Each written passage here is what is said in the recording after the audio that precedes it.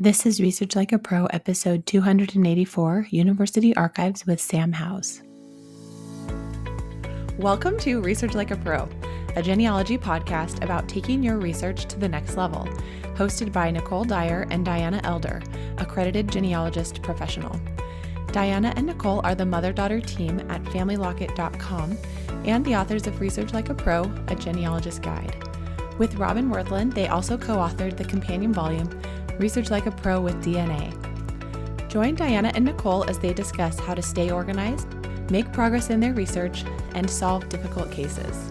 Let's go!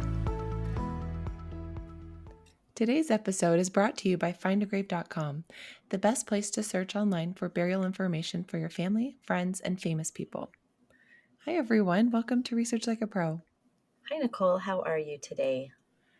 Well, I'm good, and I've enjoyed a nice time with my family over Thanksgiving, and now I'm ready to get back to work. How about you? Yeah, I'm doing the same thing, getting back to work.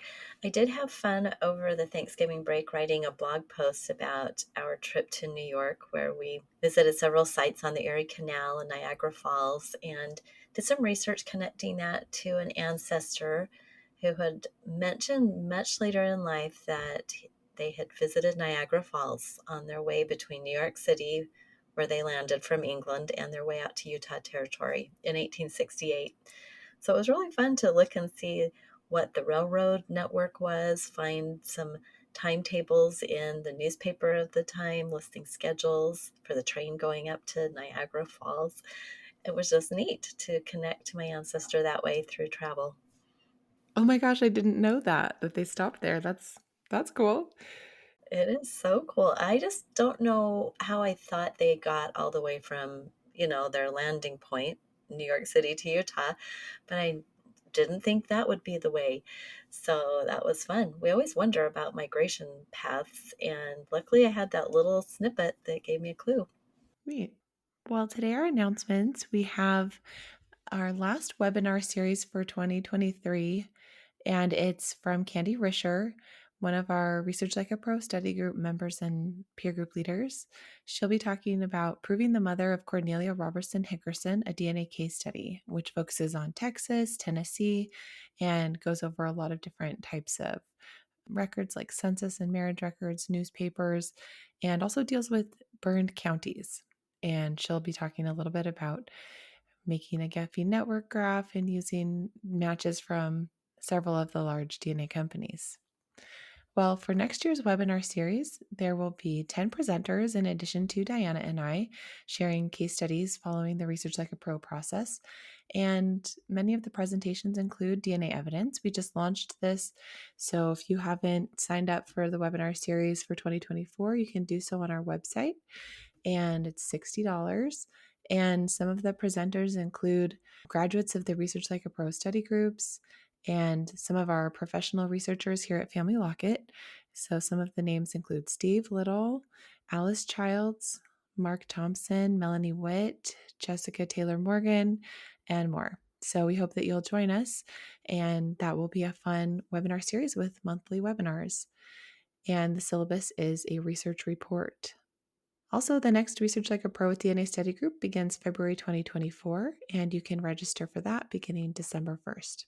To become a peer group leader for that, you can email us and let us know that you're interested. There's also an application on our website. And every Monday, we send out a newsletter with our latest posts, videos, and podcast episodes. So be sure to join our newsletter to get access to that every Monday. All right. Well, today we have a guest. We have Sam Howes here with us. So welcome, Sam. How are you doing today? I'm good. Thanks for having me. Well, we are excited to have Sam back. He was a guest in Research Like a Pro episode 142, which we recorded in 2021. So it's been a minute since we talked to you, about 2.5 years. And when we talked to you then, you were at the Maine State Archives as an archivist there. And now you have a different job. And so we are excited to learn about that. You are still in Maine, though, correct? And you're working at Bates College as an archivist. So I am so curious to hear all about what you do and how it can help us in our genealogy to learn more about college archives. So, can you tell us just a little bit about how you got there? Yeah, so I worked in a university archives during my undergraduate studies. So I kind of liked the environment, and that was always my intention to sort of find myself somewhere like this. So an opportunity came up in 2022, and I jumped on it and was able to take it and stay in Maine at the same time, which is what I really wanted to do. So it worked out pretty well. That is wonderful. So, you didn't have to move at all? Nope. Oh, great. Nope. Great. That works out well, getting into a place that you want to get to. Fabulous. Yeah. Well, that's really neat. And so tell us more about what a college archivist does. Yeah, so I'm basically responsible for the official records of the college. So typically, the most basic records are going to be your more administrative records. So that will be things like the trustee meeting records, records from the president's office. But it's also going to be, the different departments and vice presidents of those departments and the records that they keep, people like alumni, and then things like student government and different committees that exist on campus. They will keep minutes. It's mostly minutes, to be completely honest. But so they Mhm. can be boring, but there can be some fun stuff in there too. Things like, programs for different events and things like that. So there's some fun stuff in there, but it can be boring at times. It's that's the administrative stuff anyway. Right. Okay. So, of course, as a college archivist, you're going to keep track of everything that the college keeps and organize that, minutes, things for the students. And you mentioned all the vice presidents. What are some of the different vice presidents that you have there at the college? So you'd have people who are in charge of like student affairs, admissions. So then with admissions, you end up finding, the admissions material that was sent out to prospective students. Hmm. In some cases, some communication with them, but that's usually confidential. So we might have some of that stuff if a student themselves kind of donated it back. We do get some of that. But then, like I said, just brochures, campus maps, you see how things have changed over time. It started in 1855, originally as the Maine State Seminary. So, some of those maps, it's fun to go back to 1855 and see that there was just two buildings. Wow. So the Maine State Seminary, two questions. Did it have like a religious feeling if that's a seminary? And then is it a state sponsored college? Yeah, so it is a private institution now. It basically was at the time, but it did have some funding from the state. And it was started by Free Will Baptists. So we do have a strong tie historically with the Free Will Baptist religion. And in 1864, it was changed over to become Bates College. But there's still the Maine State Seminary still existed within the college. And then it became the Cobb Divinity School until like around 1899. So it there was always that religious element as well along with it. Oh, well, thanks. That's interesting to kind of hear the history. And it's so crazy that names change so much over the time that a university or school exists. Yeah. Okay, so I'm really curious about these minutes of meetings and wondering how far back do those go? Do you have historical minutes of meetings in this administrative work? Yeah. So it kind of depends. Not everything was kept for whatever reason. Maybe things were just lost over time. We certainly have the trustees minutes right back to the beginning. um, and we do actually have some confidential material as part of these minutes. So we tend to have a standard period of, for 20 years after something is created, it's considered confidential unless we're explicitly told it doesn't need to be. That's just sort of a college policy that we've established. The trustees' records, on the other hand, have a 75-year hold on them before they can be seen publicly. So there is some of that to consider with some of these administrative records as well. Interesting. So, if someone had an ancestor who they know worked in the college administration, then there could possibly be some records for them to look at. I'm just thinking about my dad who attended Fresno State University and was in charge of their religion day, and thinking, oh my goodness, I wonder if there are any records of that big event and his role in that. It would be so fun to track that down. Is this typical that these types of records are kept in all the different colleges? Yeah, I would say so. And again, it's hit or miss, kind of like how there's burned counties for some of those government records. Sometimes things just either weren't kept, or maybe they did actually have some kind of a disaster of some sort. But yeah, typically this kind of stuff would be there. And then the type of event may, like in the case you just described, it can also be hit or miss with what level of detail there may be for an event like that. Fun to think about. Well, what about student records? What can we find out about students? I know I contacted a university in England for some student records, say, I think it was 1920s, and they didn't have anything. So, I'm always curious about how long do people keep those kind of records? And I guess it's just like what you described. It's Yeah. hit or miss. So in theory, the records would be kept sort of permanently now, especially like a transcript for a student. We don't necessarily have them all the way back. They're kind of, again, hit or miss back in the 1800s.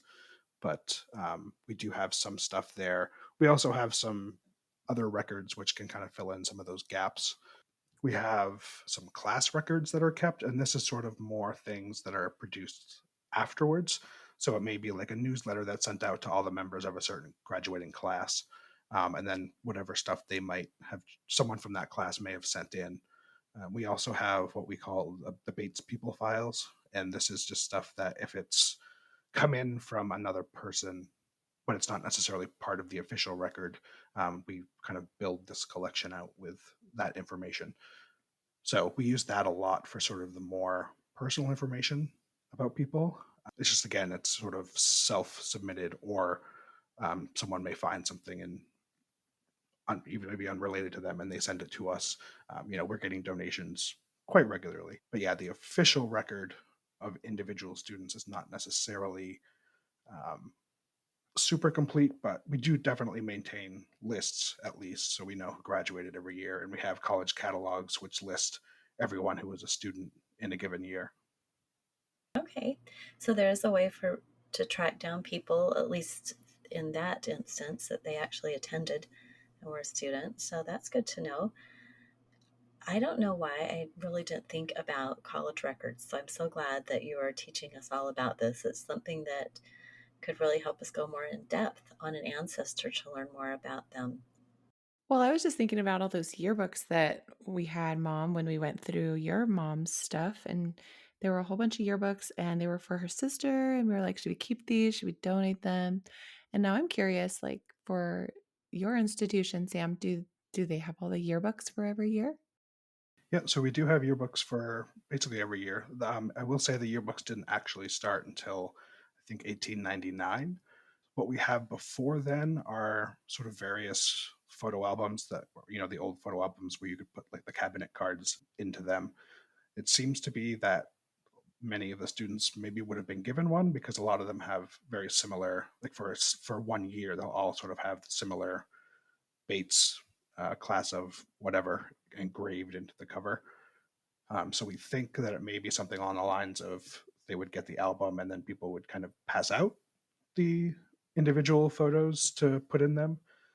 We don't quite know exactly how that worked, but I know that, like, even though they're the same style, the pictures are going to be in any order within it. So it seems like it was very much self put together. I would also say we don't have them complete. We seem to have kind of a big gap in the 1890s, or maybe we have some in the 1890s, but they're not identified. So we just hadn't have the picture. So there's some of that, but definitely, I think 1866 is the first year we seem to have one of those albums. Neat. That's really cool that you would have those. Yeah. Well, you mentioned a little bit of privacy concerns and waiting 10 years for most minutes and things, but how does the Family Education Rights and Privacy Act impact records access? Yeah, so like I said, the confidential stuff about the more general policy, that's college imposed. But FERPA is federal legislation that dictates how a student's educational records can be released or not. And FERPA applies to any educational institution that receives any type of federal funding, which is most places receive some. So that is essentially universal across the country.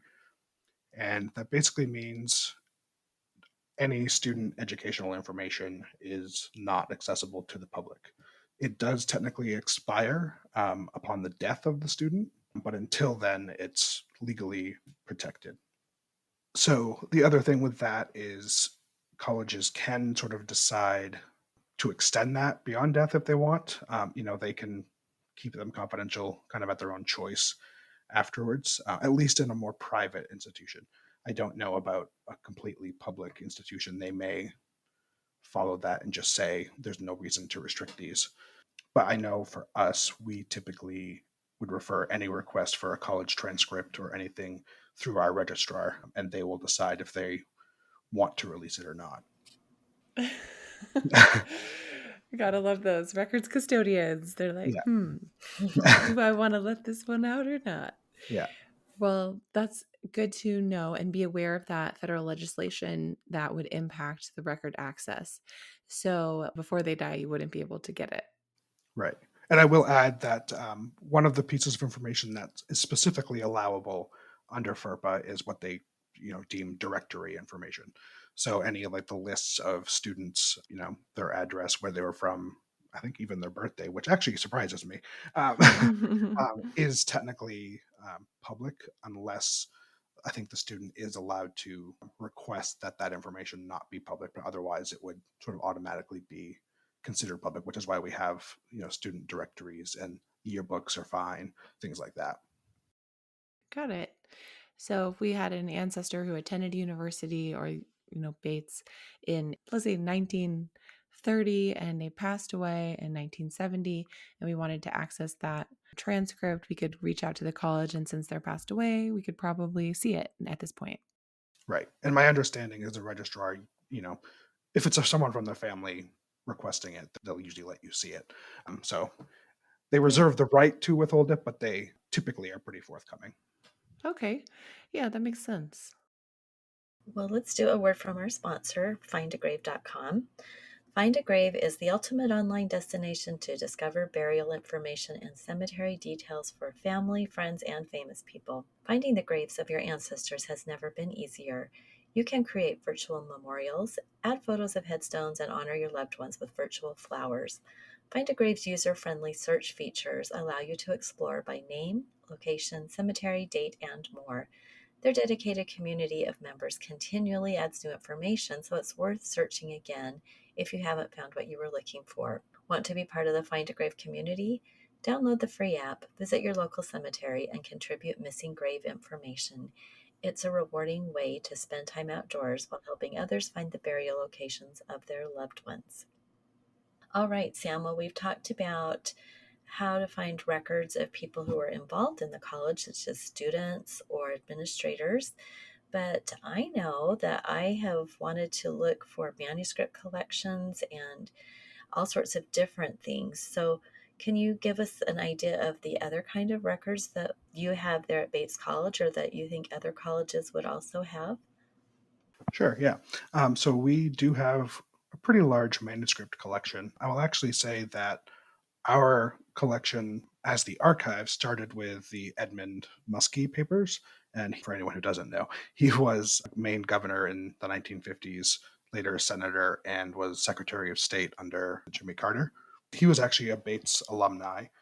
And at some point in the 80s, he decided to transfer his archives to us.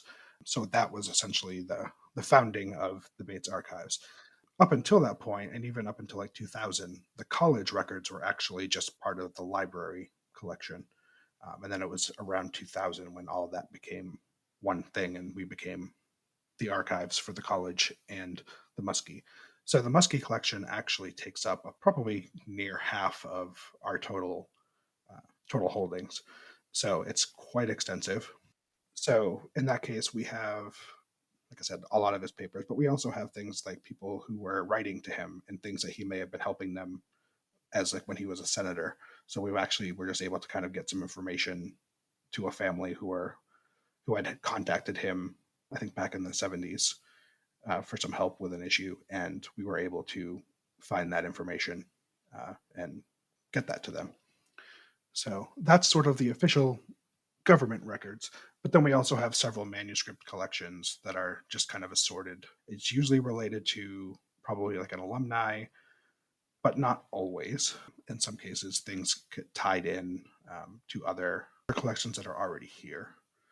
So, one of the things that we also have a large collection of, because of our history with the Free Will Baptist Church, is we have a lot of Free Will Baptist records. So that includes publications, things like missionary reports to like India and stuff from the late 19th century. So there's some kind of cool random information there. We also have the Morning Star, which was the Free Will Baptist newspaper, and that ran from the 1820s to the 1910s, I believe. And it was published at around the country in different places throughout that time. But that's a really good resource for looking at what the Free Will Baptist Church was doing, who was kind of going where. So you can kind of track some people through that. Especially helpful when you have lovely obituaries and marriage notices. And there are actually some, from my experience, there were some people in there who had pretty detailed obituaries that I'm not used to seeing from like the 1840s. So that's been actually a pretty cool resource. And we have one of the most complete runs of that paper here. And we've been working on digitizing that and putting that online as well. Oh, that sounds like a fabulous resource. Yeah. Well, I'm looking at the website for the special collections there, and I am always fascinated to see what is in the manuscript collections. And here's one that I just thought I would do a call out for. And this is part of the Free Will Baptist collection. It's the Jonathan Woodman Diary. And apparently, this Reverend Jonathan Woodman traveled throughout England in 1848 as a delegate to the General Baptist Conference in England. And so this is his diary where he visited several General Baptist churches in London, attended missionary meetings, temperance meetings, and meetings with members of the British Anti Slavery Society. So that sounds absolutely fascinating. It's just so fun to see these different sources that who knows if that was your ancestor, wouldn't that be so great that you'd know where that was? Maybe Yeah. somebody listening is related to Jonathan Woodman. So there you go. For the most part, we don't have many actual church records, but there are a few small ones. I think there's one from the town of Litchfield and from around 1800. And, there's lists in there of people who were kicked out of the church for one offense or another, and good stuff there too. Yes. I did have a question about kind of how these things were acquired. It sounds like anything related to the Free Will Baptist Church was kind of probably donated because of the school's origins. But some of these other things, you mentioned the Muskie collection, that was donated because he attended there. Why do you think people are donating to a university library instead of, say, like any other public library or state library? I think some of it is just depending on the resources available. We're pretty stable in terms of being able to take care of our materials. I think that always helps. But it's also just a lot of times I think it's being tied into things that we already have in one way or another. So because Edmund Muskie was very involved in the Clean Water Act, which was enacted in 1972, we've actually got some sort of environmental related collections here. And I think again it just kind of falls into that category. So we actually use that stuff quite regularly with teaching classes. So yeah, I think a lot of it is that it just kind of ties in with the existing collection, and so whoever is looking to donate might be aware of that, and they will come find us. Cool. So that just kind of indicates the broad type of records that might be available, right? So, what kind of subjects might we find in the manuscript collections at Bates or at other universities? I'll talk a little bit about my experiences here, and then also my own research and from working in other places. But yeah, definitely, it's always worth checking in any college, even if you don't think anyone in your family went. For one, I found loads of people since I started working here that I'm related to who attended that I had no idea. Um, Oh, so that's been fun. Apart from that, you never know what kinds of other collections there might be there. So ours are very much rooted in alumni and faculty members who worked here, but then also the Free Will Baptists and sort of that environmental stuff. So ours is a little bit more limited. We do also have some local government records on loan. It's technically the city of Lewiston's records, but we store them here so that the teachers that can actually use them, and they are actually the school records for the city of Lewiston. And they're actually really interesting as a census record because they actually took a census, I think, every year for about 20 years, like 1913 into the 30s. And it's basically includes everyone or every household with children of school age. So between 5 and 21, I think. And so we actually have this sort of secondary census, which is a really cool record that I certainly need to look more into myself. wow, yeah. Yeah, it's kind of a shame it doesn't cover that dreaded 1890 time frame, but but that's all right. Why couldn't they just take a bunch of extra censuses that year? I know. Come on. But yeah, so my other experiences would definitely be, my undergraduate degree was at Acadia University in Nova Scotia. They are basically the depository for all of the Baptist churches in the Atlantic provinces. So if you're looking for Baptist records in Atlantic Canada, like they're definitely the place to get in touch with. Here in Lewiston, we have the University of Southern Maine has sort of a local branch, I guess you could say here, and they have a pretty good collection of Franco-American records because Lewiston is very, very French Canadian heritage here. And then the other one I'd recommend, again, this is in Maine, so um, that's my experience. Mhm. So this would be at the Fogler Library at the University of Maine. I look in their catalog all the time because they have so many manuscript collections that are not necessarily topically related to each other, but loads of just random family papers and other things like that. So it's really worth, I think it's really worth just looking in any random college or university archives to see what could be there. That reminds me of Archive Grid. Do you know if some of these collections are included in that? I don't know how many main collections at least are in there. I know ours actually is. They've pulled our data from our finding aid. Um, and I think it's just the Maine Historical Society is as well. But yeah, I haven't used that much because I feel like a lot of the places I'm looking for haven't kind of incorporated their data in there yet. But I am trying to remember to check it more often. Well, that's really good to know that Archive Grid covers some, but not all. So we can check additional collections and things based on kind of geography, probably. Yeah. Nice.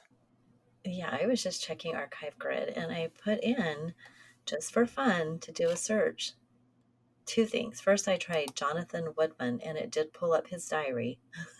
So if you didn't know where that was and you just had his name, you put that in, you would know right away it's at Bates College. But the other search I did was for Free Will Baptists, and that brought up a lot of collections there at Bates College. But Yeah. it also has different collections, one at the Smithsonian, one at the Detroit Public Library, Maine Historical Society.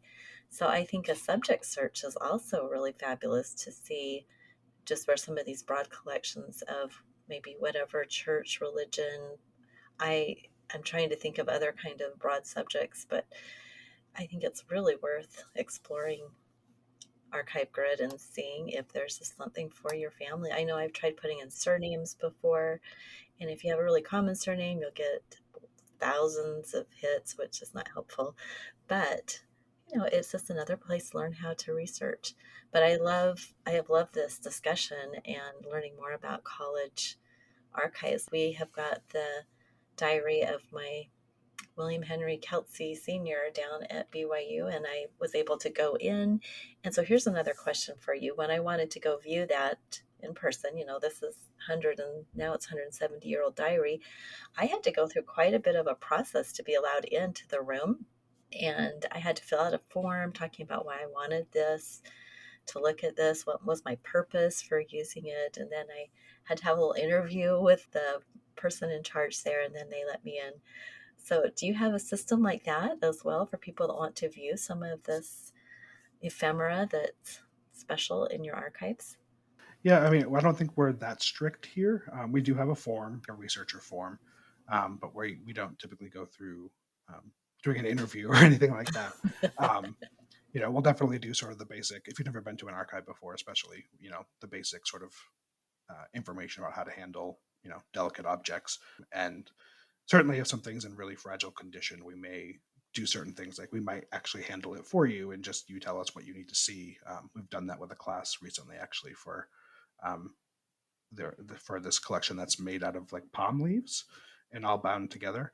That's so fragile that we said you can come look at it, but we're gonna do all the handling of it.